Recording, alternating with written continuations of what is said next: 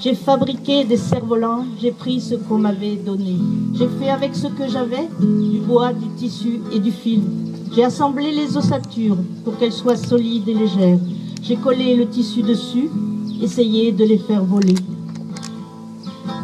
Parfois, souvent, ils sont tombés. Il a fallu consolider.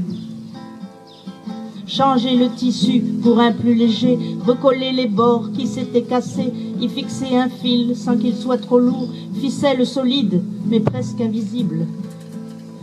Et puis un beau jour, à force d'essais, se sont envolés. Le vent était bon, se sont élevés de plus en plus haut, suivant les courants, se sont éloignés. Parfois je les vois, le vent les ramène. J'ai encore les fils, ne sont pas cassés. Mais ils restent là, mais ne restent pas. Ils sont bien partis, mes beaux cerfs-volants. Et je reste seule, assise sur la plage, contemplant le monde, et c'est bien ainsi. Ainsi va la vie. Ainsi va la vie.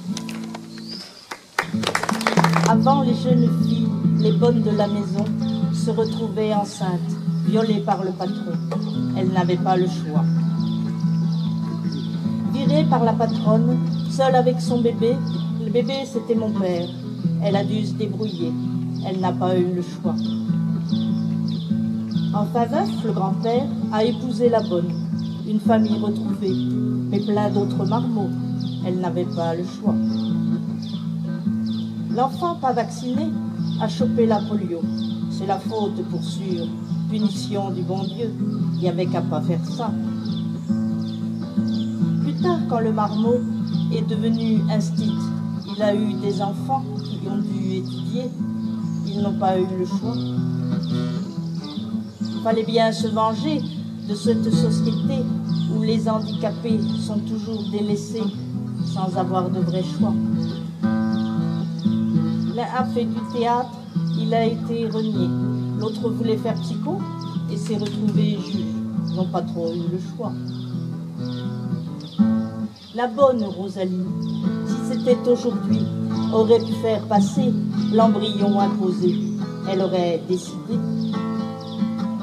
Bien sûr, on ne saurait pas, ni mon frère, ni ma sœur, ni nos enfants d'ailleurs. Et alors, quel problème? On n'existerait pas. Dans le monde aujourd'hui, puisque nul ne saurait, est-ce que l'on manquerait? On ne regretterait rien, on n'aurait jamais su.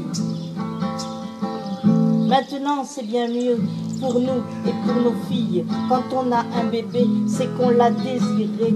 On a enfin le choix. Même s'il faut travailler pour payer les emprunts et prendre la pilule ou bien le stérilet, c'est nous qui avons le choix. Celle qui se démarque de la société en vivant autre chose, se voit cataloguée et marginalisée, c'est dur de faire son choix. Aujourd'hui, il y en a qui voudraient empêcher les femmes d'avoir le choix de leur maternité. Ce sont les anti-choix. Moi, je dis attention de ne pas effacer un siècle de progrès. Ce serait une régression pour notre société.